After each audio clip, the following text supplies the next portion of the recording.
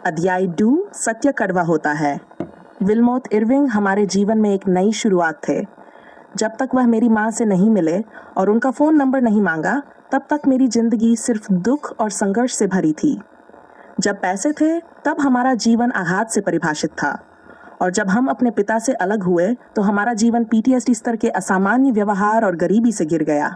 फिर जब मैं चौथी कक्षा में था, मेरी माँ विल्मोथ से मिली। वह इंडियानापोलिस के एक सफल बड़ी और जनरल कॉन्ट्रैक्टर थे। मेरी माँ को उनका सहज मुस्कान भरा चेहरा और शांत स्वभाव भा गया। उनमें कोई हिंसा नहीं थी। उन्होंने हमें राहत की सांस लेने की इजाज़त दी। उनके साथ हमें ऐसा महसूस हुआ जैसे हमें सहारा मिल गया हो, जैसे हमारे साथ कुछ अच्छा हो रहा हो। विल्मोथ के साथ जब वे साथ होते तो माँ हंसती थीं। उनकी मुस्कान सच्ची और उज्जवल थी। वह थोड़ी और सीधी होकर चलती थीं। विल्मोथ ने उन्हें गर्व दिया और उन्हें फिर से सुंदर महसूस करवाया। जहाँ तक मेरा सवाल है, विल्मोथ मेरे लिए अब तक के सबसे स्वस्थ पिता जैसी शख्सियत बन गए। उन्होंने मुझे ज़्यादा लाड प्यार नहीं किया, न ही उन्होंने मुझे आई लव यू जैसी कोई झूठी और भावुक बातें कहीं, लेकिन वह हमेशा मेरे लिए वहाँ मौजूद रहते। बास्केटबॉल मेरी स्कूली दिनों से ही एक जुनून था। यह मेरे सबसे अच्छे दोस्त जॉनी निकोल्स के साथ मेरे रिश्ते का केंद्र था। विल्मोथ को भी बास्केटबॉल पसंद था। हम अक्सर साथ में कोर्ट पर जाते। उन्होंने मुझे खेल की चालें सिखाई, मेरी डिफेंसिव डिसिप्लिन को सुधारने में मदद की और मुझे एक अच्छा जंप शॉट विकसित करने में मदद की। हम तीनों ने साथ में जन्मदिन और त्योहार मनाए, और 8वीं कक्षा के गर्मी की छुट्टियों से ठीक पहले विल्मोथ ने घुटनों पर बैठकर मेरी माँ से शादी के लिए पूछा। विल्मोथ इंडियानापोलिस में रहते थे और हमारी योजना अगले साल उनके साथ शिफ्ट होने की थी। वह मेरे पिता ट्रूनिस जितने अमीर नहीं थे, लेकिन उनकी अच्छी आमदनी थी और हमें फिर से शहर में रहने का इंतज़ार था। फिर 1999 में क्रिसमस के अगले दिन सब कुछ रुक गया। हमने अभी तक पूरी तरह से इंडियानापोलिस जाने का फैसला नहीं किया था, और विल्मोथ ने क्रिसमस का दिन मेरे नाना नानी के घर ब्राज़ील में हमारे साथ बिताया। अगले दिन उनकी पुरुषों की लीग में एक बास्केटबॉल गेम था, और उन्होंने मुझे उनकी टीम के एक साथी खिलाड़ी की जगह खेलने का मौका दिया। मैं इतना उत्साहित था कि मैंने 2 दिन पहले ही अपना बैग पैक कर लिया था, लेकिन उस सुबह उन्होंने मुझे बताया कि मैं नहीं जा सकता। इस बार तुम्हें यहीं रोक रहा हूँ, छोटे डेव ने कहा। मैं निराशा में सिर झुकाकर बैठ गया। वह समझ गए कि मैं परेशान हूँ और मुझे दिलासा देने की कोशिश की। तुम्हारी माँ कुछ दिनों में वहाँ आएगी और फिर हम बास्केटबॉल खेलेंगे। मैं अनमने भाव से सिर हिलाया। मुझे पता था कि मैं बड़ों के मामलों में दखल देने का हकदार नहीं हूँ। मेरी माँ और मैंने पोर्च से देखा जब उन्होंने कार बैक की, मुस्कुराए और हमें वह तीव्र सिंगल वेव दी, और फिर वह चले गए। ये आखिरी बार था जब हमने उन्हें जिंदा देखा। उस रात उन्होंने अपनी लीग का गेम खेला और अकेले घर लौटे। उनके घर के गेट पर सफ़ेद शेरों की मूर्तियां थीं, जिनके बारे में वह हमेशा अपने दोस्तों और परिवार को बताते। उन्होंने अपनी कार गैराज में खड़ी की और घर में जाने लगे, लेकिन वह खतरे को नहीं देख सके जो उनकी ओर बढ़ रहा था। वे लोग जो उनकी घात में थे, जैसे ही विल्मोथ गाड़ी से उतरे, उनके करीब आकर 5 गोलियां दागीं। वह गैराज की फर्श पर गिर गए। फिर एक गोली उनके माथे पर मारी गई, जिससे उनकी तुरंत मौत हो गई। अगली सुबह उनके पिता, जो पास ही रहते थे, उनके गैराज का दरवाजा खुला देखकर वहां पहुंचे। उन्होंने अपने बेटे की मृतदेह देखी और फूट फूट कर रोने लगे। विल्मोथ की उम्र केवल 33 साल थी। मैं उस समय नानी के घर था जब विल्मोथ की माँ ने फ़ोन किया। मेरी नानी ने फ़ोन रखा और मुझे अपने पास बुलाकर यह खबर दी। मुझे तुरंत अपनी माँ की चिंता हुई। विल्मोथ उनके लिए एक रक्षक थे। वह धीरे धीरे अपनी खोल से बाहर आ रही थी, अच्छे समय पर विश्वास करना सीख रही थी। अब ये उनके साथ क्या करेगा? क्या भगवान कभी उन्हें राहत देंगे? मुझे इतना गुस्सा आया कि मैंने फ्रिज पर मुक्का मारा, जिससे उसमें एक गड्ढा पड़ गया। हम घर पहुंचे, जहां माँ पहले से ही परेशान थी क्योंकि विल्मोथ का फ़ोन नहीं लग रहा था। जब उन्होंने उनके घर पर फ़ोन किया तो एक जासूस ने फ़ोन उठाया।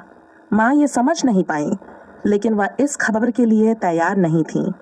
मेरी नानी ने फ़ोन उनके हाथ से लिया और उन्हें बैठा दिया। वह हमारी बात पर विश्वास नहीं कर रही थी। विलम्मत एक मजाकिया इंसान था और यह वही तरह का गड़बड़ मजाक हो सकता था जो वह कर सकता था। फिर उसे याद आया कि 2 महीने पहले उसे गोली लगी थी। उसने उसे बताया था कि जिन्होंने गोली मारी थी वे उसे निशाना नहीं बना रहे थे। वह गोलियां किसी और के लिए थीं और क्योंकि वे उसे सिर्फ छूकर निकल गई थीं, उसने पूरी घटना को भुला दिया। उस पल तक उसने कभी नहीं सोचा था कि विलम्मत का कोई ऐसा गुप्त जीवन हो सकता है जिससे वह अनजान हो, और पुलिस को भी कभी यह पता नहीं चल सका कि उसे क्यों गोली मारी गई और मार दिया गया। क्यास यह था कि वह किसी गलत व्यापार या नशीली दवाओं के मामले में उलझा हुआ था। मेरी माँ तब भी इनकार की स्थिति में थी जब उसने अपना बैग पैक किया, लेकिन उसने उसके अंतिम संस्कार के लिए एक ड्रेस भी रख ली। जब हम पहुंचे तो उसके घर को पीले पुलिस टेप में लपेटा हुआ देखा, जैसे ये कोई खराब क्रिसमस गिफ्ट हो। ये कोई मजाक नहीं था। मेरी माँ ने गाड़ी पार्क की, टेप के नीचे से गुजरी और मैं उसके पीछे पीछे मुख्य दरवाजे की ओर चला गया। रास्ते में मुझे याद है कि मैं बाईं ओर झांककर यह देखने की कोशिश कर रहा था कि विलम्मत को कहाँ मारा गया था। उसके ठंडे खून के धब्बे अभी भी गैरेज के फर्श पर मौजूद थे। मैं 14 साल का लड़का था जो एक सक्रिय अपराध स्थल से गुजर रहा था, लेकिन कोई भी, न मेरी माँ, न विलम्मत का परिवार और न ही पुलिस, इस बात से परेशान दिखे कि मैं वहां था। अपने संभावित सौतेले पिता की हत्या के भारी माहौल को महसूस कर रहा था। यह कितना भी अजीब लगे, पुलिस ने मेरी माँ को उस रात विलम्मत के घर में रुकने की अनुमति दे दी। अकेले रहने के बजाय वह अपने बहनोई को लेकर आईं, जो अपनी 2 बंदूकों के साथ वहां रुके ताकि यदि हत्यारे वापस आएं तो सुरक्षा हो सके। मैं विलम्मत की बहन के घर के पिछले कमरे में चला गया, जो एक अंधेरा और डरावना घर था, और पूरी रात अकेला रहा। उस घर में केवल एक एनालॉग कैबिनेट टेलीविजन सेट था जिसमें 13 चैनल थे, जिनमें से केवल 3 बिना झिलमिलाहट के आते थे। मैंने इसे लोकल न्यूज पर रखा। उन्होंने हर 30 मिनट में वही टेप चलाया, मेरी माँ और मुझे पुलिस टेप के नीचे से गुजरते हुए और फिर विलम्मत को स्ट्रेचर पर ले जाते हुए दिखाया जा रहा था। उसके शरीर पर एक चादर ओढ़ी हुई थी। यह किसी हॉरर सीन जैसा था। मैं वहां अकेला बैठा बार बार वही फुटेज देख रहा था। मेरा मन एक टूटी हुई रिकॉर्ड की तरह था जो अंधकार में बार बार अटक जाता था। मेरा अतीत पहले ही दुखद था और अब हमारा उज्जवल भविष्य भी तबाह हो गया था। हर बार जब मैंने देखा तो मेरा डर बढ़ता गया, और फिर भी मैं इसे देखना बंद नहीं कर सका। कुछ दिनों बाद हमने विलम्मत को दफनाया और नए साल के तुरंत बाद मैं ब्राजील इंडियाना में एक स्कूल बस में चढ़ गया। मैं अभी भी शोक में था और मेरा सिर चकरा रहा था, क्योंकि मेरी माँ और मैं यह तय नहीं कर पाए थे कि हम ब्राजील में रुकेंगे या इंडियानापोलिस जाने की योजना बनाएंगे। हम अधर में थे और वह अभी भी सदमे में थीं। उन्होंने अब तक विलम्मत की मौत पर रोना भी नहीं शुरू किया था। इसके बजाय वह फिर से भावनात्मक रूप से शून्य हो गईं। ऐसा लग रहा था कि उनके जीवन में हुई सारी पीड़ा एक बड़े घाव के रूप में वापस आ गई है, जिसमें वह खुद को खो चुकी थीं, और उस शून्य में उन्हें पाना असंभव था। इस बीच स्कूल शुरू हो गया था, इसीलिए मैं सामान्य जीवन की तलाश में बस चलता रहा, लेकिन यह मुश्किल था। मैं ज्यादातर दिनों बस से स्कूल जाता था और वापसी के पहले दिन मैं एक यादगार घटना को नहीं झाड़ पाया जो पिछले साल हुई थी। उस सुबह मैं हमेशा की तरह पीछे के बाएं पहिए के ऊपर एक सीट पर बैठा सड़क पर नजर डाल रहा था। जब हम स्कूल पहुंचे तो बस फुटपाथ पर खड़ी हो गई। हमसे आगे की बसें चलने का इंतजार करना पड़ा। इस बीच एक कार हमारे बगल में आ गई और एक प्यारा उत्साही छोटा लड़का कुकीज की ट्रे लेकर हमारी बस की तरफ दौड़ा। ड्राइवर ने उसे नहीं देखा, बस अचानक आगे बढ़ी। मैंने उसकी माँ के चेहरे पर चिंता देखी और फिर अचानक खून का छींटा मेरी खिड़की पर पड़ा। उसकी माँ ने दहाड़ मारकर चीख मारी। वह अब हमारे बीच नहीं थी। वह किसी घायल जानवर की तरह लग रही थी, जैसा कि वह सचमुच अपने बालों को जड़ से खींच रही थी। जल्द ही सायरन की आवाज तेज होती गई और पास आती गई। वह छोटा लड़का लगभग 6 साल का था। कुकीज ड्राइवर के लिए एक तोहफा थे। हम सभी को बस से नीचे उतरने का आदेश दिया गया, और जब मैं उस त्रासदी के पास से गुजरा तो किसी कारणवश, इसे मानव जिज्ञासा कहें, इसे अंधकार की ओर खिंचाव कहें, मैंने बस के नीचे झांक कर देखा। उसका सिर लगभग कागज जितना सपाट था। उसका मस्तिष्क और खून बस के नीचे फैला हुआ था, जैसे इस्तेमाल किया हुआ तेल। 1 साल तक मैंने उस छवि के बारे में कभी नहीं सोचा, लेकिन विलम्मत की मौत ने उसे जगा दिया। और अब यह सब मेरे दिमाग में था। मैंने पर्याप्त देख लिया था। दुनिया मानव त्रासदी से भरी थी और यह तब तक बढ़ती रहती जब तक यह मुझे निगल न जाती। मैं अब बिस्तर पर नहीं सो सका, मेरी माँ भी नहीं। वह अपनी कुर्सी पर टीवी की आवाज़ तेज करके या किताब के साथ सो जाती थी। कुछ समय तक मैंने बिस्तर में सोने की कोशिश की, लेकिन हमेशा खुद को जमीन पर भ्रूण मुद्रा में पाया। आखिरकार मैंने हार मान ली और जमीन पर सोने लगा। शायद इसलिए कि मुझे पता था कि अगर मैं सबसे निचले स्थान पर आराम पा सकता हूँ तो और गिरने का डर नहीं रहेगा। हम दोनों ही अपनी जिंदगी में एक नई शुरुआत की सख्त जरूरत महसूस कर रहे थे, इसलिए बिना विलंब के भी हम इंडियानापोलिस शिफ्ट हो गए। मेरी माँ ने मुझे कैथेड्रल हाई स्कूल में एडमिशन के लिए एंट्री एग्जाम्स की तैयारी कराई।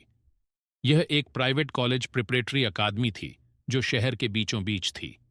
हमेशा की तरह मैंने चीटिंग की, और वह भी एक बहुत ही होशियार लड़के से। जब मेरी स्वीकृति पत्र और कक्षा का शेड्यूल गर्मियों में आया, जो मेरे फ्रेशमैन साल से पहले का समय था, मैंने देखा कि मेरे लिए एपी एडवांस प्लेसमेंट क्लासेस का पूरा सेट तैयार है। मैंने किसी तरह चीटिंग और कॉपी करके अपना काम चलाया और फ्रेशमैन बास्केटबॉल टीम में जगह बना ली।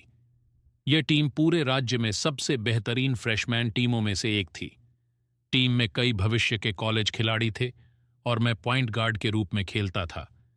इससे मुझे आत्मविश्वास मिला, लेकिन ऐसा आत्मविश्वास नहीं जिस पर मैं भरोसा कर सकता था, क्योंकि मुझे पता था कि मैं अकादमिक रूप से धोखेबाज हूं।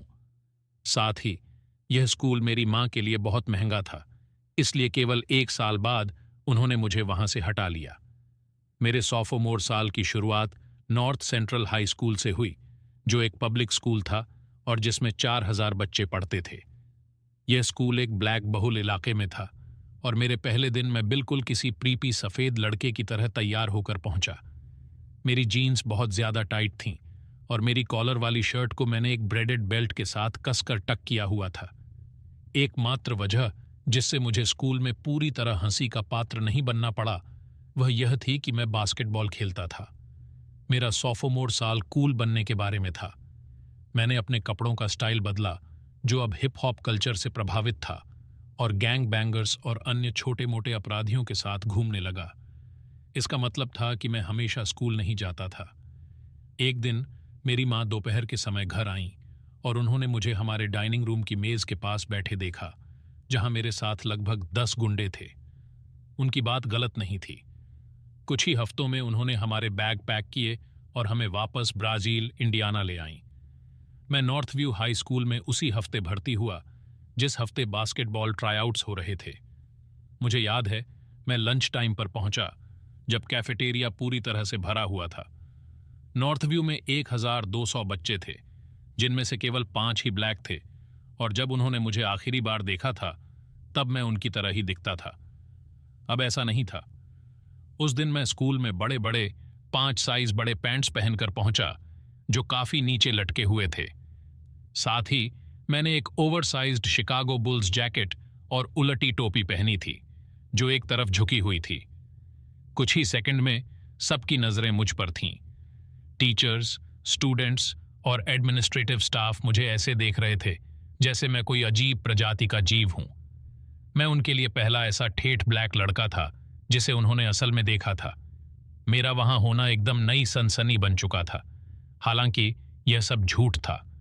मैं भले ही बहुत कॉन्फिडेंट दिखने की कोशिश कर रहा था, लेकिन सच यह था कि मैं बहुत असुरक्षित महसूस कर रहा था। ब्राजील में मेरी शुरुआती जिंदगी मेरे लिए पोस्ट ट्रॉमेटिक स्ट्रेस का परफेक्ट इंक्यूबेटर थी। इंडियानापोलिस जाना मेरे लिए दया और पिछली तकलीफों से भागने का एक मौका था। लेकिन अब वापस आकर मैंने भले ही बाहरी तौर पर बदलाव का भ्रम पैदा कर लिया था, पर असली बदलाव के लिए आपको अपनी समस्याओं से निपटना पड़ता है।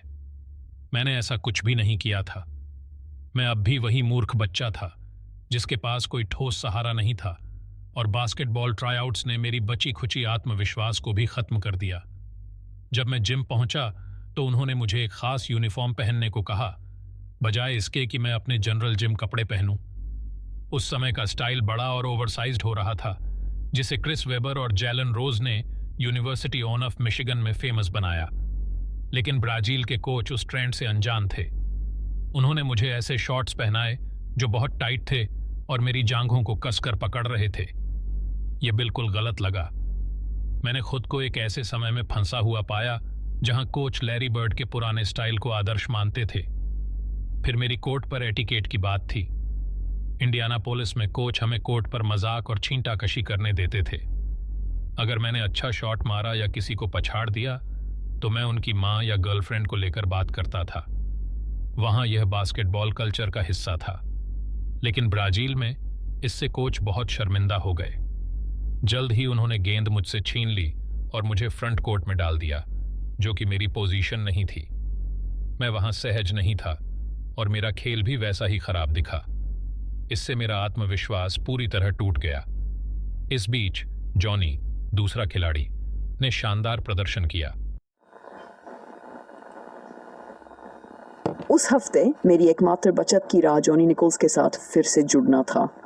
जब मैं दूर था तब भी हम करीब रहे थे और हमारी मैराथन एक के बाद एक लड़ाइयाँ फिर से शुरू हो गई। हालांकि वह छोटे कद का था, लेकिन वह हमेशा अच्छा खिलाड़ी था और ट्राई आउट्स के दौरान वह मैदान पर सबसे अच्छा था। वह लगातार शॉट्स मार रहा था, खुले खिलाड़ियों को देख रहा था और मैदान पर दौड़ रहा था। ये कोई आश्चर्य की बात नहीं थी कि उसने वर्सिटी टीम में जगह बनाई, लेकिन हम दोनों इस बात से चौंक गए कि मैं मुश्किल से जेवी में जगह बना पाया।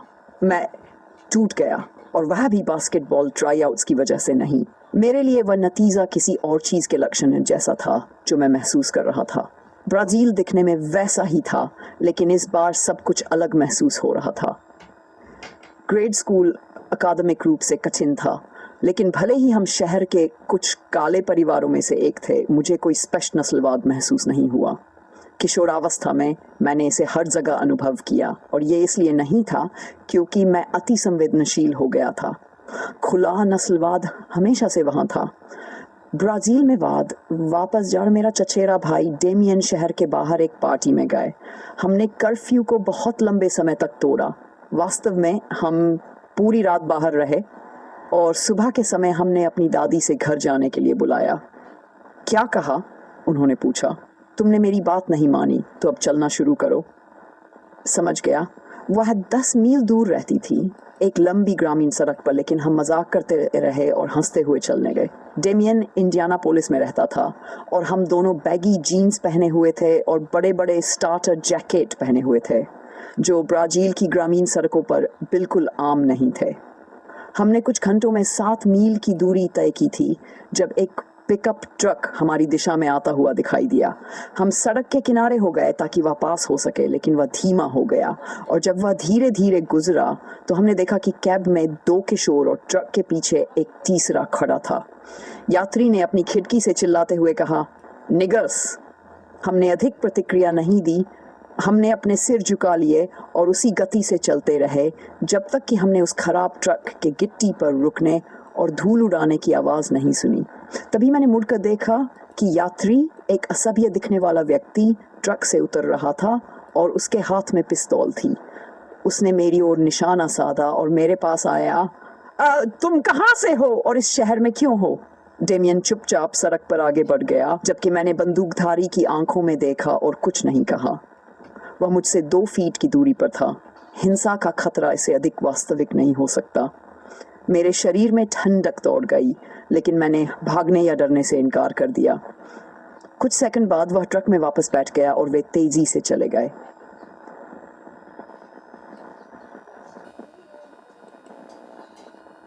निगर, हम तुम्हें मार देंगे। उन्होंने इसे गलत लिखा था, लेकिन मुझे कोई अंदाजा नहीं था। मैं खुद मुश्किल से ही सही तरीके से लिख सकता था और उन्होंने अपनी बात बखूबी समझा दी थी। मैंने कमरे के चारों ओर देखा और मेरा गुस्सा धीरे धीरे इकट्ठा होने लगा, जैसे कोई तूफान, जब तक कि ये मेरे कानों में गूंजने नहीं लगा। मुझे यहाँ नहीं होना चाहिए, मैंने अपने आप से सोचा। मुझे ब्राजील वापस नहीं आना चाहिए था। मैंने उन सभी निगर, हम तुम्हें मार देंगे। उन्होंने इसे गलत लिखा था, लेकिन मुझे कोई अंदाज़ा नहीं था। मैं खुद मुश्किल से ही सही तरीके से लिख सकता था और उन्होंने अपनी बात बखूबी समझा दी थी। मैंने कमरे के चारों ओर देखा और मेरा गुस्सा धीरे धीरे इकट्ठा होने लगा, जैसे कोई तूफान, जब तक कि यह मेरे कानों में गूंजने नहीं लगा। मुझे यहाँ नहीं होना चाहिए, मैंने अपने आप से सोचा। मुझे ब्राज़ील वापस नहीं आना चाहिए था। मैंने उन सभी घटनाओं का हिसाब लगाया जो मैंने अब तक अनुभव की थीं और तय किया कि मैं और बर्दाश्त नहीं कर सकता। टीचर अभी भी बोल रही थीं जब मैं बिना किसी चेतावनी के उठ खड़ा हुआ। उन्होंने मेरा नाम पुकारा, लेकिन मैंने उनकी बात सुनी ही नहीं। मैंने क्लासरूम छोड़ दिया, नोटबुक हाथ में लिए और प्रिंसिपल के ऑफिस की ओर भागा। मैं इतना गुस्से में था कि मैंने रिसेप्शन पर भी नहीं रुका। मैं सीधे उनके ऑफिस में गया और सबूत उनके डेस्क पर रख दिया। मुझे इस बकवास से अब थकान हो गई है, मैंने कहा। उस समय किर्क फ्रीमैन प्रिंसिपल थे और आज भी उन्हें याद है कि उन्होंने डेस्क से ऊपर देखा और मेरी आंखों में आंसू देखे। ये कोई रहस्य नहीं था कि ब्राज़ील में यह सब क्यों हो रहा था। दक्षिणी इंडियाना हमेशा से नस्लवादियों का गढ़ रहा था और वह यह जानते थे। 4 साल बाद 1995 कू क्लक्स क्लान स्वतंत्रता दिवस पर ब्राज़ील की मुख्य सड़क पर अपनी पूरी पोशाक में मार्च करेगा। के सेंटर पॉइंट में सक्रिय था, जो ब्राज़ील से सिर्फ 15 मिनट की दूरी पर था, और वहाँ के बच्चे हमारे स्कूल में पढ़ते थे। उनमें से कुछ इतिहास की क्लास में मेरे पीछे बैठते थे और मेरे लिए नस्लीय चुटकुले सुनाते थे, लगभग हर रोज़। मैं किसी जांच की उम्मीद नहीं कर रहा था कि यह किसने किया। उस पल में मैं केवल कुछ सहानुभूति चाहता था और मुझे प्रिंसिपल फ्रीमैन की आंखों में दिख रहा था कि वह मेरे साथ हो रही चीज़ों के लिए बुरा महसूस कर रहे थे, लेकिन वह असहाय थे। उन्हें नहीं पता था कि मेरी मदद कैसे करें। इसके बजाय उन्होंने उस ड्राइंग और संदेश को लंबे समय तक देखा, फिर मेरी ओर देखा और मुझे सांत्वना देने के लिए अपने ज्ञानपूर्ण शब्द बोले। डेविड, यह तो मात्र अज्ञानता है, उन्होंने कहा। उन्हें तो निगर सही से लिखना भी नहीं आता। मेरी जान को खतरा था और वह सबसे अच्छा यही कह सके। उनके ऑफिस से निकलते समय जो अकेलापन मैंने महसूस किया, उसे मैं कभी नहीं भूल सकता। यह डरावना था कि स्कूल की दीवारों में इतनी नफरत बह रही थी और कोई ऐसा था जिसे मैं जानता भी नहीं था, जो मुझे मेरी त्वचा के रंग के कारण मारना चाहता था। मेरे दिमाग में बार बार एक ही सवाल गूंजता रहा, कौन है जो मुझसे इतनी नफरत करता है? मुझे कोई अंदाजा नहीं था कि मेरा दुश्मन कौन था। क्या यह इतिहास की क्लास के रेडनेक्स में से कोई था, या कोई ऐसा व्यक्ति था जिसे मैं अपना दोस्त समझता था, लेकिन वह मुझसे नफरत करता था? सड़क पर बंदूक का सामना करना या किसी नस्लवादी माता पिता का सामना करना तो एक बात थी, कम से कम वह ईमानदार थे। लेकिन यह सोचना कि स्कूल में कौन कौन ऐसा सोचता होगा, यह एक अलग तरह का बेचैन करने वाला अनुभव था जिसे मैं हिला नहीं सका। हालांकि मेरे कई दोस्त थे, सभी गोरे। मैं छिपे हुए नस्लवाद को हर जगह देखता रहा। इससे हर दिन स्कूल जाना मुश्किल हो गया। साल के अंत तक, जब मैं 16 साल का हुआ, मेरे दादा ने मुझे एक पुरानी भूरे रंग की शेवी सिटेशन कार खरीद कर दी। एक सुबह जब मैंने पहली बार इसे स्कूल लेकर गया, तो किसी ने मेरे ड्राइवर साइड दरवाजे पर निगर स्प्रे पेंट कर दिया। इस बार उन्होंने इसे सही तरीके से लिखा था और प्रिंसिपल फ्रीमैन फिर से कुछ कहने में असमर्थ थे। उस दिन मेरे अंदर जो गुस्सा उभरा, वह वर्णन से परे था, लेकिन यह बाहर नहीं निकला। यह अंदर से मुझे तोड़ रहा था, क्योंकि मैं अभी तक यह नहीं समझ पाया था कि इतने सारे भावनाओं को कहाँ और कैसे व्यक्त करूं। क्या मुझे सभी से लड़ना चाहिए था? मुझे स्कूल से लड़ाई के लिए 3 बार निलंबित किया जा चुका था और अब तक मैं लगभग सुन्न हो चुका था। इसके बजाय मैंने खुद को काले राष्ट्रवाद में डुबो दिया। मैल्कम एक्स मेरे पसंदीदा नेता बन गए। स्कूल से घर आकर मैं उनके शुरुआती भाषणों की एक ही वीडियो रोज देखता। मैं कहीं न कहीं सांत्वना पाने की कोशिश कर रहा था। उनके इतिहास के विश्लेषण और काले निराशा को गुस्से में बदलने का तरीका मुझे पोषण देता था। हालांकि उनके अधिकांश राजनीतिक और आर्थिक दर्शन मेरी समझ से बाहर थे। यह उनके सिस्टम के प्रति गुस्सा था, जो गोरे लोगों द्वारा और उनके लिए बनाया गया था, जिससे मैं जुड़ा हुआ महसूस करता था, क्योंकि मैं खुद नफरत के धुंध में जी रहा था। क्या मुझे हर किसी से लड़ना था? मुझे स्कूल से लड़ाई के कारण 3 बार निलंबित किया गया था और अब तक मैं लगभग सुन्न हो चुका था। इसके बजाय मैंने खुद को काले राष्ट्रवाद के गहरे कुएं में डुबो दिया। मैल्कम एक्स मेरे पसंदीदा नायक बन गए। मैं स्कूल से घर आकर उनकी शुरुआती भाषणों में से एक का वीडियो रोजाना देखता था। मैं कहीं से सांत्वना पाने की कोशिश कर रहा था और जिस तरह से उन्होंने इतिहास का विश्लेषण किया और काले निराशा को गुस्से में बदला, उसने मुझे पोषण दिया, भले ही उनकी अधिकांश राजनीतिक और आर्थिक नीतियां मेरे सिर के ऊपर से निकल जाती थीं। यह उनके उस गुस्से से था जो एक ऐसी प्रणाली के खिलाफ था जो गोरे लोगों द्वारा और उनके लिए बनाई गई थी, जिसे मैं जुड़ाव महसूस करता था, क्योंकि मैं भी घृणा के धुंध में जी रहा था। अपनी ही निष्फल क्रोध और अज्ञानता में फंसा हुआ था। लेकिन मैं नेशन ऑफ इस्लाम का हिस्सा बनने के काबिल नहीं था। उसके लिए अनुशासन चाहिए था और मुझ में वह बिल्कुल नहीं था। इसके बजाय अपने 19 साल तक मैंने लोगों को परेशान करने के लिए उन सभी चीज़ों को अपनाया जिनसे नस्लवादी गोरे लोग नफरत करते और डरते थे। मैं हर दिन अपनी पैंट कमर के नीचे लटका कर पहनता। मैंने अपनी कार के स्टीरियो को घर के स्पीकर से जोड़ दिया जो मेरी कार के ट्रंक में रखे थे। जब मैं ब्राज़ील की मुख्य सड़क से गुजरता और स्नूप डॉग का जिन एंड जूस बजाता तो खिड़कियां हिलने लगतीं। मैंने अपने स्टीयरिंग व्हील पर 3 नशा कारपेट कवर लगाए और रियर व्यू मिरर सेफ जीडाई सलटकाए। हर सुबह स्कूल जाने से पहले मैं हमारे बाथरूम के शीशे में देखता और नस्लवादियों को तंग करने के नए तरीके खोजता। मैंने अजीब अजीब हेयर स्टाइल भी बनाई। एक बार मैंने अपने सिर के बाईं तरफ एक पतली का छोड़कर बाकी सारे बाल मुंडवा। एहसान ही था कि मैं अलोकप्रिय था। मुझे शहर में कूलर ब्लैक किड माना जाता था, लेकिन अगर आप गहराई से देखते तो समझते कि मैं काले संस्कृति के बारे में नहीं था और मेरे हरकतें वास्तव में नस्लवाद के खिलाफ नहीं थीं। मैं किसी भी चीज़ के बारे में नहीं था। मैं जो कुछ भी करता था वह उन लोगों से प्रतिक्रिया पाने के लिए करता था जो मुझसे सबसे ज़्यादा नफरत करते थे, क्योंकि सबकी राय मेरे लिए मायने रखती थी। और ये जीने का एक सतही तरीका है। मैं दर्द से भरा हुआ था। मेरे पास कोई वास्तविक उद्देश्य नहीं था और दूर से देखने पर ऐसा लगता था कि मैंने सफलता की किसी भी संभावना को छोड़ दिया है, लेकिन मैंने पूरी तरह से उम्मीद नहीं छोड़ी थी। मेरे पास एक आखिरी सपना बचा था। मैं वायुसेना में शामिल होना चाहता था। मेरे दादा ने वायुसेना में 37 वर्षों तक रसोइये के रूप में काम किया था और वे अपनी सेवा को लेकर इतने गर्वित थे कि सेवानिवृत्त होने के बाद भी वे चर्च में अपनी ड्रेस यूनिफॉर्म पहनते थे और सप्ताह के बीच में बस पोर्च पर बैठने के लिए अपनी काम की यूनिफॉर्म पहनते थे।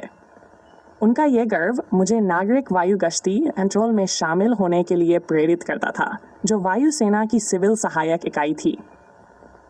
हम सप्ताह में एक बार मिलते थे, अनुशासन में मार्च करते थे और अधिकारियों से वायुसेना में विभिन्न नौकरियों के बारे में सीखते थे। वहीं मैंने पैरा रेस्क्यू में रुचि ली, वे लोग जो हवाई जहाज से कूदकर घायल पायलटों को बचाते हैं।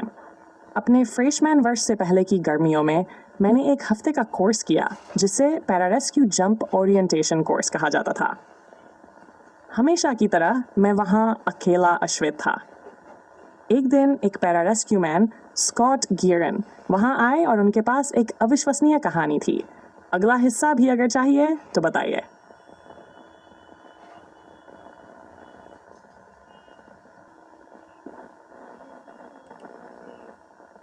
स्कॉट गियरन ने अपनी कहानी बताई। एक मानक अभ्यास के दौरान वे 8,000 फीट की ऊंचाई से एक हाई एल्टीट्यूड जंप कर रहे थे।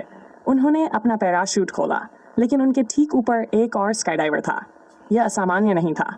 स्कॉट को रास्ते का अधिकार था और उन्होंने अपने प्रशिक्षण के अनुसार ऊपर वाले स्काईडाइवर को संकेत भी दिया, लेकिन वह स्काईडाइवर उन्हें देख नहीं पाया। ऊपर वाला स्काईडाइवर तेजी से नीचे गिर रहा था, लगभग 20 मील प्रति घंटे की रफ्तार से। उसने खुद को एक कैनन बॉल की मुद्रा में मोड़ लिया ताकि स्कॉट से टकराने से बच सके, लेकिन यह काम नहीं किया। स्कॉट को कुछ पता नहीं चला कि क्या होने वाला है जब ऊपर वाले स्काईडाइवर ने उनके कैनोपी को छेद दिया और उनके चेहरे से अपने घुटनों से टकराया। इस टक्कर ने स्कॉट को तुरंत बेहोश कर दिया और उनका पैराशूट भी टूट गया, जिससे वे दोबारा फ्री फॉल में चले गए। दूसरे स्काईडाइवर ने अपना पैराशूट खोल लिया और मामूली चोटों के साथ बच गया, लेकिन स्कॉट जमीन पर लगभग 100 मील प्रति घंटे की रफ्तार से गिरे। उन्होंने सचमुच जमीन को 3 बार उछाला, लेकिन क्योंकि वे बेहोश थे और उनका शरीर ढीला था, वे किसी गेंद की तरह उछल गए और टुकड़ों में बिखरे नहीं।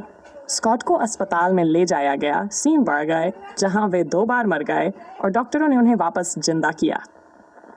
जब वे होश में आए तो डॉक्टरों ने कहा कि वे कभी पूरी तरह ठीक नहीं हो पाएंगे और पैरारेस्क्यू मैन के रूप में अपनी नौकरी पर वापस नहीं जा पाएंगे। लेकिन एस्पायर्ड महीने बाद उन्होंने डॉक्टरों की भविष्यवाणी को गलत साबित कर दिया। वे पूरी तरह ठीक हो गए और अपनी पसंदीदा नौकरी पर लौट आए। उनकी ये कहानी मेरे लिए प्रेरणा बन गई, क्योंकि उन्होंने असंभव को झेला और जीत हासिल की। विल्मत की हत्या और मुझ पर नस्लवादी तानों की बारिश के बाद ऐसा लगता था जैसे मैं बिना पैराशूट के गिर रहा हूँ। स्कॉट गिरन इस बात का जीता जागता सबूत थे कि जो आपको मार नहीं सकता उसे आप पार कर सकते हैं। जब से मैंने उनकी कहानी सुनी, मैं जानता था कि मैं हाई स्कूल के बाद वायुसेना में ज़रूर जाऊंगा, लेकिन इस काम तलब यह भी था कि स्कूल अब और भी अधिक बेमानी लगने लगा, खासकर जब मेरे जूनियर साल में मुझे वर्सिटी बास्केटबॉल टीम से निकाल दिया गया। मुझे टीम से मेरी खेल क्षमताओं की वजह से ही निकाला गया था। कोच जानते थे कि मैं उनके पास सबसे अच्छे खिलाड़ियों में से एक था और मुझे खेल से प्यार था। जॉनी और मैं दिन रात बास्केटबॉल खेला। हमारी दोस्ती पूरी तरह बास्केटबॉल पर आधारित थी। लेकिन मैं पिछले साल जूनियर टीम में कोच के रवैये से नाराज था, इसलिए मैंने समर वर्कआउट्स में हिस्सा नहीं लिया।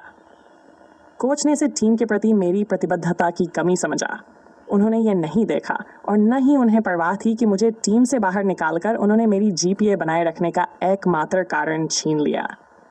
अब मेरे पास स्कूल जाने की कोई अच्छी वजह नहीं बची थी। कम से कम मैं यही सोचता था, क्योंकि मुझे ये नहीं पता था कि सेना शिक्षा को कितना महत्व देती है।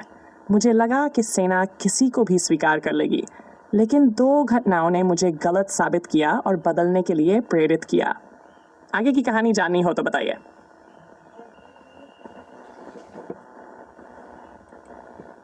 पहली घटना तब हुई जब मैं सिविल एयर पेट्रोल की मीटिंग में था। एक अफसर ने हमसे कहा कि वायुसेना में दाखिला लेना इतना आसान नहीं है जितना मैं सोच रहा था। उन्होंने स्पष्ट किया कि सेना सिर्फ फिटनेस और अनुशासन पर नहीं, बल्कि आपकी शैक्षिक पृष्ठभूमि पर भी जोर देती है। उन्होंने कहा, अगर तुम हाई स्कूल से पास नहीं हो सकते तो तुम्हें यहाँ जगह नहीं मिलेगी। ये सुनकर मैं हैरान रह गया। दूसरी घटना तब हुई जब मुझे पता चला कि पैरारेस्क्यू मैन बनने के लिए न केवल शारीरिक प्रशिक्षण और साहस की ज़रूरत होती है, बल्कि कड़ी मानसिक तैयारी और मजबूत शिक्षा की भी ज़रूरत होती है। इस नौकरी के लिए आपको मेडिसिन, मैकेनिक्स और कई अन्य तकनीकी विषयों में महारत हासिल करनी होती है। यह मेरे लिए एक झटका था, क्योंकि मुझे लगा था कि सेना किसी भी परिस्थिति में मुझे स्वीकार कर लेगी। इन दोनों घटनाओं ने मुझे सोचने पर मजबूर कर दिया। अगर मैं वायुसेना में शामिल होना चाहता था और पैरारेस्क्यू मैन बनना मेरा सपना था, तो मुझे अपने जीवन को सुधारना होगा। मेरे पास अपनी शिक्षा को सुधारने के अलावा और कोई विकल्प नहीं था। इस एहसास ने मुझे प्रेरित किया कि मैं अपने रास्ते को सही दिशा में मोड़ूं। मैंने अपने ग्रेड को सुधारने की कोशिश शुरू कर दी, भले ही ये मेरे लिए बेहद कठिन था। मैं अब भी गुस्से से भरा हुआ था और मेरे भीतर एक युद्ध चल रहा था। लेकिन यह भी सच था कि अब मेरे पास जीने का एक उद्देश्य था। मैंने महसूस किया कि अगर मैं वायुसेना का हिस्सा बनना चाहता हूँ और अपने दादा की तरह गर्व महसूस करना चाहता हूँ, तो मुझे अपनी वर्तमान स्थिति से बाहर निकलना होगा। ये आसान नहीं था, लेकिन मैं जानता था कि यह मेरे भविष्य के लिए आवश्यक था। कहानी खत्म हो। पहली बार जब मुझे बदलने की ज़रूरत महसूस हुई, तब मैं अपने जूनियर ईयर में armed services vocational aptitude battery ASVAB test में फेल हो गया था। ASVB सशस्त्र बलों का संस्करण है जो SAT की तरह होता है। ये एक मानकीकृत परीक्षा है जो सेना को आपके वर्तमान ज्ञान और भविष्य में सीखने की क्षमता का मूल्यांकन करने देती है। मैंने वह परीक्षा देने के लिए तैयारी की थी जो मैं सबसे अच्छा करता था, चीटिंग। मैं वर्षों से हर क्लास में, हर परीक्षा में चीटिंग करता आ रहा था, लेकिन जब मैंने ASVAB के लिए अपनी सीट ली तो मैं हैरान रह गया, क्योंकि मेरे दाएं और बाएं बैठे लोगों के पास मुझसे अलग पेपर थे। मुझे अकेले ही ये परीक्षा देनी पड़ी और मैं केवल 99 में से 20 अंक ही ला सका। एयरफोर्स में भर्ती के लिए न्यूनतम मानक 36 है और मैं वहाँ तक भी नहीं पहुँच सका। दूसरा संकेत कि मुझे बदलने की ज़रूरत थी, जूनियर ईयर खत्म होने से ठीक पहले डाक से एक पत्र आया। मेरी माँ अभी भी विल्मोट की हत्या के बाद भावनात्मक रूप से बुरी स्थिति में थी और उनका सामना करने का तरीका था खुद को काम में डुबो देना।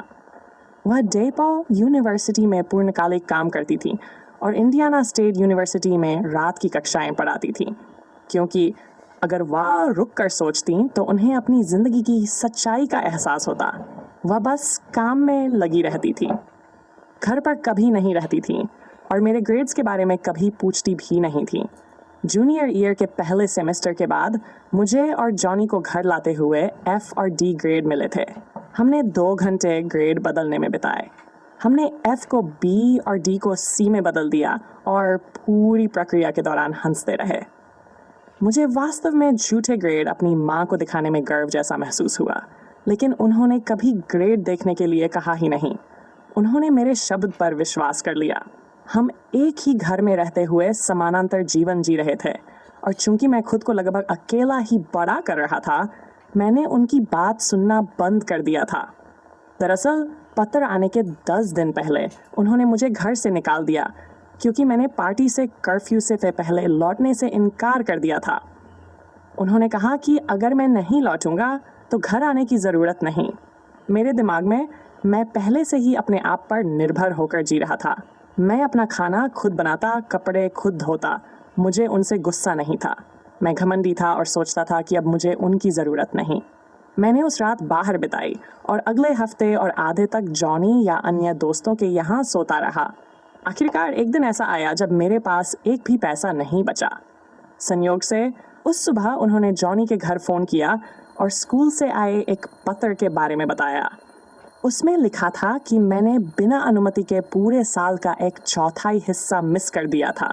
मेरी औसत ग्रेड D थी और अगर मैंने सीनियर ईयर में अपने ग्रेड और उपस्थिति में सुधार नहीं किया तो मैं पास नहीं हो पाऊंगा। उन्होंने इसे लेकर कोई भावना नहीं जताई। वह थकी हुई थी, नाराज नहीं। मैं आकर पत्र ले जाता हूँ, मैंने कहा। ज़रूरत नहीं, उन्होंने जवाब दिया। मैं बस तुम्हें यह बताना चाहती थी कि तुम फेल हो रहे हो। मैं उस दिन बाद में उनके दरवाजे पर भूखा प्यासा पहुंचा। मैंने माफ़ी नहीं मांगी और उन्होंने माफ़ी की मांग नहीं की। उन्होंने बस दरवाज़ा खुला छोड़ दिया और चली गई। मैं रसोई में गया और खुद को पीनट बटर और जैम का सैंडविच बना लिया। उन्होंने बिना कुछ कहे मुझे पत्र थमाया। मैंने उसे अपने कमरे में पढ़ा, जहां दीवारों पर माइकल जॉर्डन और स्पेशल अप्स के पोस्टर लगे हुए थे। वे 2 प्रेरणाएं थीं जो मेरी पकड़ से फिसल रही थीं। उस रात नहाने के बाद मैंने भाप से भरे बाथरूम के दर्पण को पोंछा और खुद को गौर से देखा। मुझे वह पसंद नहीं आया जो मैं देख रहा था। मैं एक उद्देश्यहीन इंसान था। मुझे इतना घिन आया कि मैं शीशे को तोड़ देना चाहता था, लेकिन मैंने ऐसा नहीं किया। मैंने खुद को समझाया, देखो खुद को। मैंने कहा, तुम क्यों सोचते हो कि एयर फोर्स तुम्हारे जैसे गधे को चाहेगी? तुम्हारे अंदर कोई काबिलियत नहीं, तुम शर्मिंदगी हो।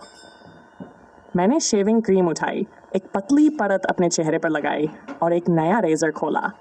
तुम एक मूर्ख हो। तुम्हारी पढ़ाई 3री क्लास के बच्चे जैसी है। तुम एक मजाक हो। तुमने अपनी ज़िंदगी में कभी किसी चीज़ में मेहनत नहीं की सिवाय बास्केटबॉल के, और तुम्हारे पास लक्ष्य है। ये तो मजाक है। चेहरे और थोड़ी से हल्की दाढ़ी हटाने के बाद मैंने अपना सिर शेव करना शुरू किया। मैं बदलाव के लिए बेताब था।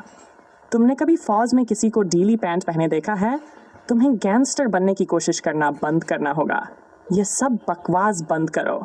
अब और आसान रास्ता नहीं अपनाओगे। बड़े हो जाओ। भाप मेरे चारों तरफ फैल रही थी। वह मेरी त्वचा से निकल रही थी और मेरी आत्मा से फूट रही थी। जो एक सहज गुस्से का इजहार था, वह अब एक अकेले का आत्म परामर्श बन चुका था।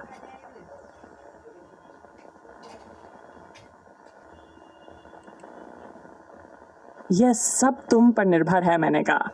हाँ, मुझे पता है कि सब कुछ गड़बड़ है। मुझे पता है कि तुमने क्या झेला है। मैं वहाँ था, कमीने। Happy fucking Christmas. कोई तुम्हें बचाने नहीं आ रहा है, न तुम्हारी माँ, न विलमॉट, कोई नहीं। यह सब तुम्हें ही करना होगा। जब तक मैंने खुद से बात करना बंद किया, मैं पूरी तरह से शेव कर चुका था। मेरे सिर से पानी की बूंदें बह रही थी, माथे से टपक रही थी और नाक के पुल से नीचे गिर रही थी। मैं अलग दिख रहा था और पहली बार मैंने खुद को जवाबदेह ठहराया। एक नया रिवाज शुरू हुआ जो मेरे साथ कई वर्षों तक रहा। इसने मुझे अपने ग्रेड सुधारने, खुद को सही राह पर लाने और ग्रेजुएशन तक पहुंचने के साथ एयर फोर्स में जाने में मदद की। ये रिवाज सरल था। मैं हर रात अपना चेहरा और सिर शेव करता, जोर से बोलता और सच्चाई से सामना करता। मैंने लक्ष्य तय किए, उन्हें पोस्ट इट नोट्स पर लिखा और उन्हें उस दर्पण पर चिपकाया जिसे मैं अब अकाउंटेबिलिटी मिरर कहता हूँ, क्योंकि हर दिन मैं उन लक्ष्यों के लिए खुद को जवाबदेह ठहराता। शुरुआत में मेरे लक्ष्य मेरी उपस्थिति को सुधारने और अपने सभी काम बिना कहे पूरे करने पर केंद्रित थे। अपना बिस्तर हर दिन ऐसे बनाओ जैसे तुम सेना में हो। अपनी पैंट ऊपर खींचो, हर सुबह सिर शेव करो, घास काटो, सभी बर्तन धोओ। उस अकाउंटेबिलिटी मिरर ने मुझे उस दिन से ट्रैक पर रखा, और हालांकि मैं तब छोटा था जब ये रणनीति मेरे जीवन में आई, तब से मैंने इसे हर उम्र के लोगों के लिए उपयोगी पाया है। आप रिटायरमेंट के करीब हो सकते हैं और खुद को नए सिरे से शुरू करना चाहते हैं। शायद आप एक बुरे ब्रेकअप से गुजर रहे हैं या वजन बढ़ा लिया है। हो सकता है कि आप स्थायी रूप से विकलांग हो, किसी अन्य चोट से उबर रहे हों, या बस ये समझ रहे हों कि आपने अपनी जिंदगी का कितना हिस्सा बर्बाद किया है बिना किसी उद्देश्य के जीते हुए। इन सभी मामलों में जो नकारात्मकता आप महसूस कर रहे हैं वह आपके भीतर बदलाव की इच्छा है, लेकिन बदलाव आसान नहीं होता, और इस रिवाज ने मेरे लिए इसलिए काम किया क्योंकि मैंने खुद से सख्त बात की। मैं नर्म नहीं था, मैं कच्चा और सच्चा था, क्योंकि यही एकमात्र तरीका था खुद को सही करने का। जूनियर और सीनियर ईयर के बीच की उस गर्मियों में मैं डरा हुआ था, मैं असुरक्षित था, मैं कोई स्मार्ट बच्चा नहीं था। मैंने अपनी किशोरावस्था में कभी जिम्मेदारी नहीं ली थी और वास्तव में सोचता था कि मैं अपने जीवन के सभी वयस्कों और सिस्टम को मात दे रहा था। मैंने खुद को धोखा दिया था, एक नकारात्मक फीडबैक लूप में फंस गया था जो सतह पर उन्नति की तरह दिखता था, जब तक कि मैंने हकीकत नाम की एक ईंट की दीवार से टकराया नहीं। उस रात जब मैं घर आया और स्कूल का पत्र पढ़ा तो सच से इनकार नहीं किया जा सकता था, और मैंने उसे सीधे सख्ती से लिया। मैंने खुद से ये नहीं कहा, डेविड तुम्हें अपनी पढ़ाई को गंभीरता से लेना चाहिए। नहीं, मुझे इसे कच्चे रूप में स्वीकार करना पड़ा, क्योंकि हम केवल तभी भी बदल सकते हैं जब हम खुद से ईमानदार हों। अगर आप कुछ नहीं जानते और कभी स्कूल को गंभीरता से नहीं लिया, तो खुद से कहें मैं मूर्ख हूँ। खुद को बताएं कि आपको मेहनत करनी होगी क्योंकि आप जीवन में पीछे रह रहे हैं। अगर आप आईने में एक मोटे इंसान को देखते हैं तो खुद से ये मत कहें कि आप कुछ वजन कम करना है। सच बताएं, आप मोटे हैं, ये ठीक है। बस कहें कि आप मोटे हैं अगर आप मोटे हैं। वह गंदा आईना जो आप हर दिन देखते हैं हमेशा आपको सच बताएगा, तो आप खुद से झूठ क्यों बोल रहे हैं? अगर आपने 30 साल वही काम करते हुए बिताए हैं जिसे आप हर दिन नफरत करते हैं क्योंकि आप नौकरी छोड़ने और जोखिम लेने से डरते थे, तो आप डरपोक की तरह जी रहे हैं। सच बोलें, बताएं कि आपने काफ़ी समय बर्बाद किया है और आपके पास ऐसे सपने हैं जिन्हें साकार करने के लिए साहस चाहिए। अपने आप को ललकारें। किसी को भी कड़वा सच सुनना पसंद नहीं है। व्यक्तियों और संस्कृति के रूप में हम वही सुनने से बचते हैं जिसकी हमें सबसे ज़्यादा ज़रूरत है। दुनिया में समस्याएं हैं, लेकिन अगर आप खुद को जिम्मेदार नहीं ठहराते तो आप वही रहेंगे। अकाउंटेबिलिटी मिरर ने मुझे प्रेरित किया। मैंने सुबह 5 बजे YMCA जाना शुरू किया। मैंने लगातार दौड़ लगाई और खुद को बेहतर बनाने पर काम किया। उस मेहनत ने मुझे जीवन का नया उद्देश्य दिया।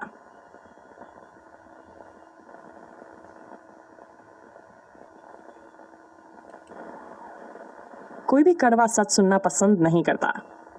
व्यक्तिगत रूप से और एक समाज के रूप में हम वही सुनने से बचते हैं जिसकी हमें सबसे ज़्यादा ज़रूरत है। ये दुनिया गड़बड़ है और हमारी समाज में बड़े मुद्दे हैं।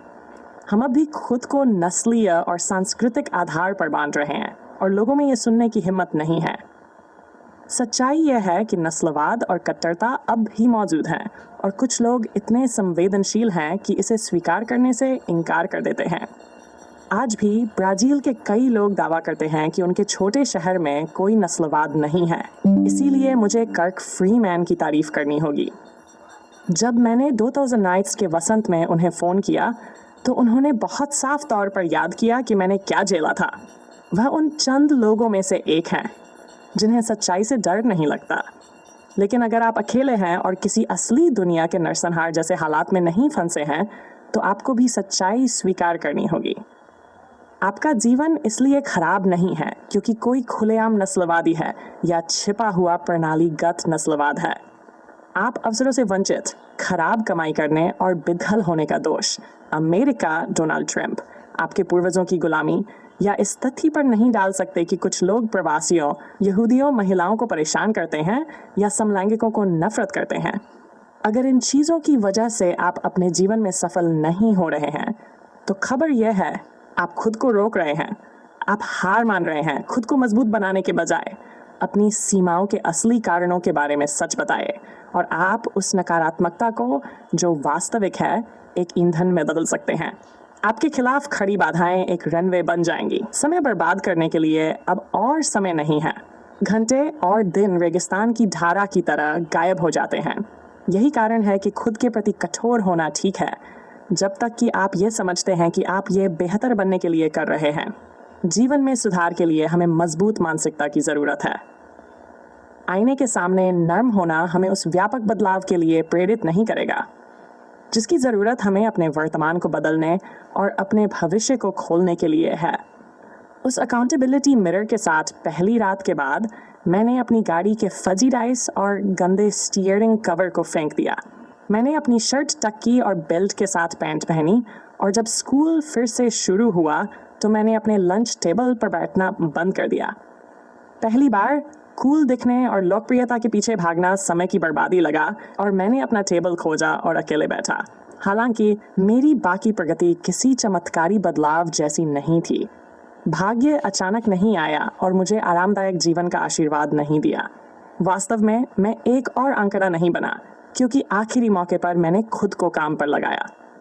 अपने सीनियर ईयर में मेरा सारा ध्यान वर्कआउट, बास्केटबॉल खेलने और पढ़ाई पर था। अकाउंटेबिलिटी मिरर ने मुझे प्रेरित रखा और बेहतर कुछ हासिल करने की दिशा में धकेला। मैं सुबह सूरज निकलने से पहले उठता और स्कूल से पहले सुबह 5 बजे YMCA जाकर वजन उठाता। मैं लगातार दौड़ लगाता, अक्सर रात में गोल्फ कोर्स के आसपास। एक रात मैंने अपने जीवन में पहली बार 13 मील दौड़ लगाई। दौड़ते हुए मैं एक परिचित चौराहे पर पहुंचा। ये वही सड़क थी जहां उस नस्लवादी ने मुझ पर बंदूक तानी थी। मैं डर के कारण दूसरी दिशा में आधा मील दौड़ गया, लेकिन फिर किसी ने मुझसे कहा कि वापस जाओ। जब मैं दूसरी बार उस चौराहे पर पहुंचा तो मैंने वहां रुककर सोचा। मैं उस सड़क से बुरी तरह डरता था। मेरा दिल तेजी से धड़क रहा था, लेकिन फिर भी मैंने उस डरावनी सड़क पर दौड़ना शुरू कर दिया। कुछ ही सेकंड में 2 भयंकर कुत्ते मुझ पर भौंकते हुए दौड़ने लगे। जंगल दोनों तरफ से मुझ पर झुके हुए थे। मैं बस उनसे एक कदम आगे भाग रहा था। मुझे लग रहा था कि वह ट्रक फिर से आएगा और मुझे कुचल देगा, जैसे इन 65 के मिसिसिपी का कोई दृश्य। लेकिन मैंने दौड़ना जारी रखा, तेजी से और तेजी से, जब तक कि मेरी सांसें टूट नहीं गईं। अंततः वे कुत्ते भी हार मानकर लौट गए। वह रात मेरे लिए निर्णायक थी। डर अब मेरे ऊपर हावी नहीं हो सकता था और तब से मैंने खुद को असुविधा की ओर आकर्षित करने के लिए तैयार किया। अगर बारिश होती तो मैं दौड़ने जाता। बर्फ पड़ने पर मेरा दिमाग कहता, अपनी दौड़ने वाली जूते पहन लो। कभी कभी मैं कमज़ोर पड़ जाता और इसका सामना अकाउंटेबिलिटी मिरर पर करना पड़ता, लेकिन उस मिरर का सामना करना, खुद का सामना करना मुझे प्रेरित करता और मैंने असुविधा का सामना करके खुद को मजबूत बनाया। सबसे कठिन काम मेरे लिए सीखना था। रसोई की मेज मेरा दिन रात का अध्ययन कक्ष बन गई। एसवीएफ परीक्षा दूसरी बार असफल होने के बाद मेरी माँ ने महसूस किया कि मैं वायुसेना के लिए गंभीर हूँ। उन्होंने मुझे एक ट्यूटर खोजा जिसने मुझे एक प्रणाली सिखाई। इस प्रणाली में स्मरण शक्ति पर जोर था। मैंने किताब पढ़ी और हर पृष्ठ को अपनी नोटबुक में लिखा, फिर इसे दोबारा और तीसरी बार किया। इस तरह जान मेरे दिमाग में चिपका। यह सिर्फ पढ़ने या नोट्स लेने से नहीं, बल्कि लिखने, याद करने और पुनः स्मरण से संभव हुआ।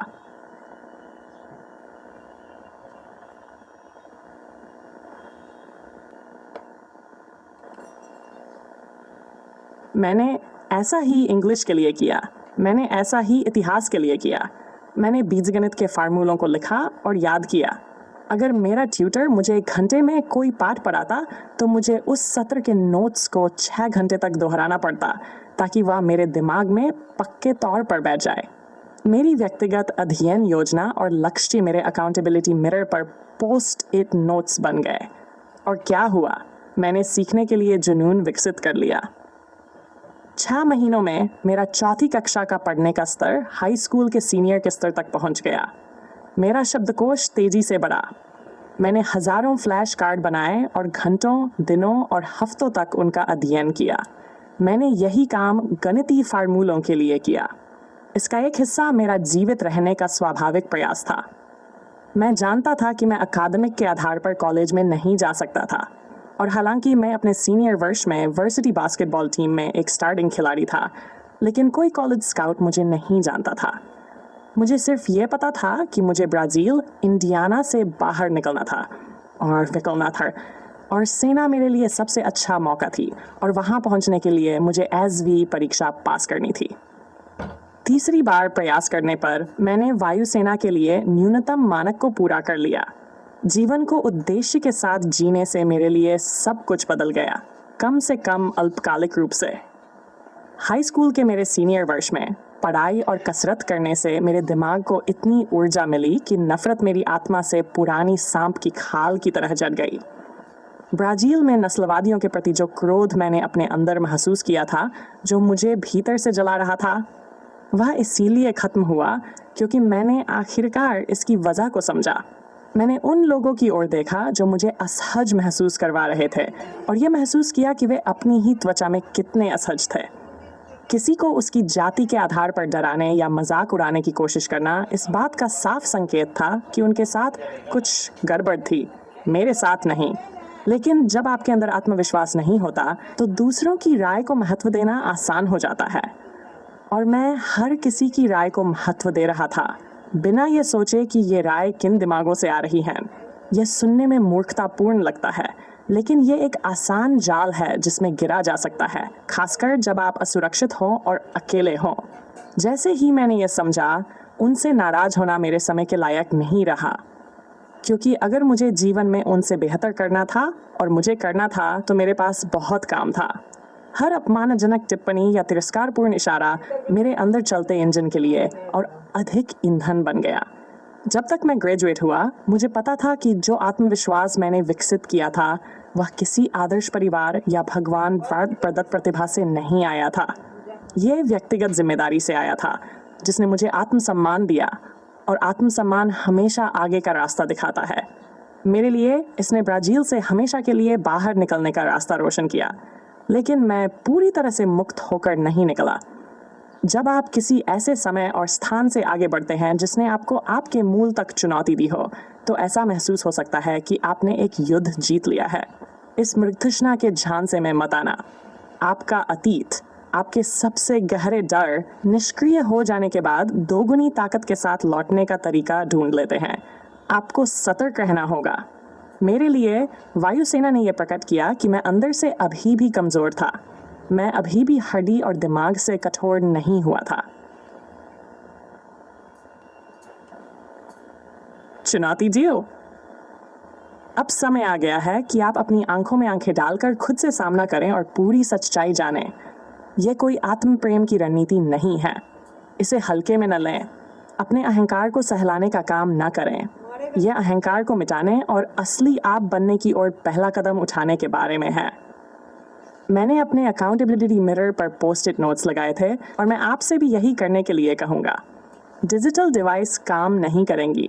अपनी सारी कमजोरियां, सपने और लक्ष्य पोस्ट-इट नोट्स पर लिखें और अपने शीशे पर चिपका दें। अगर आपको ज़्यादा शिक्षा की ज़रूरत है तो खुद को याद दिलाएं कि आपको बहुत मेहनत करनी होगी, क्योंकि आप अभी पर्याप्त स्मार्ट नहीं हैं। सीधा और साफ। अगर आप शीशे में देखते हैं और किसी को स्पष्ट रूप से मोटा देखते हैं, तो इसका मतलब है कि आप मोटे हैं। इसे स्वीकार करें। ऐसे पलों में अपने साथ कठोर होना ठीक है, क्योंकि जीवन में सुधार करने के लिए हमें मोटी चमड़ी की ज़रूरत होती है। चाहे वह करियर का लक्ष्य हो, अपनी नौकरी छोड़ना, कोई बिजनेस शुरू करना, जीवन शैली का लक्ष्य हो, वजन घटाना, ज़्यादा एक्टिव होना, या एथलेटिक लक्ष्य हो, अपनी पहली 5K, 10K या मैराथन दौड़ना। आपको ईमानदारी से यह स्वीकार करना होगा कि आप अभी कहाँ खड़े हैं और उन लक्ष्यों को प्राप्त करने के लिए आवश्यक कदम कौन से होंगे। हर कदम, हर ज़रूरी सुधार अपने आप में एक अलग नोट के रूप में लिखा जाना चाहिए। इसका मतलब है कि आपको थोड़ा रिसर्च करना होगा और सब कुछ छोटे छोटे टुकड़ों में तोड़ना होगा। उदाहरण के लिए, यदि आपका लक्ष्य 40 पाउंड वजन कम करना है, तो आपका पहला पोस्ट इट नोट हो सकता है कि पहले हफ्ते में 2 पाउंड वजन घटाएं। जैसे ही वह लक्ष्य प्राप्त हो जाए, नोट को हटा दें और अगला लक्ष्य पोस्ट करें, जैसे 2 से 5 पाउंड वजन घटाना। ये सिलसिला तब तक जारी रखें जब तक आपका अंतिम लक्ष्य पूरा न हो जाए। आपका जो भी लक्ष्य हो, वहां तक पहुंचने के लिए छोटे छोटे कदमों के लिए खुद को जवाबदेह ठहराना जरूरी होगा। आत्म सुधार में समर्पण और आत्म अनुशासन की आवश्यकता होती है। वह गंदा शीशा जिसे आप हर दिन देखते हैं, सच्चाई को उजागर करेगा। इसे नज़रअंदाज करना बंद करें। इसे अपने फायदे के लिए इस्तेमाल करें। अगर आप महसूस करें तो अपने अकाउंटेबिलिटी मिरर में टैग किए गए पोस्ट इट नोट्स को देखते हुए अपनी एक तस्वीर सोशल मीडिया पर पोस्ट करें और हैशटैग्स can't hurt me और अकाउंटेबिलिटी मिरर का इस्तेमाल करें।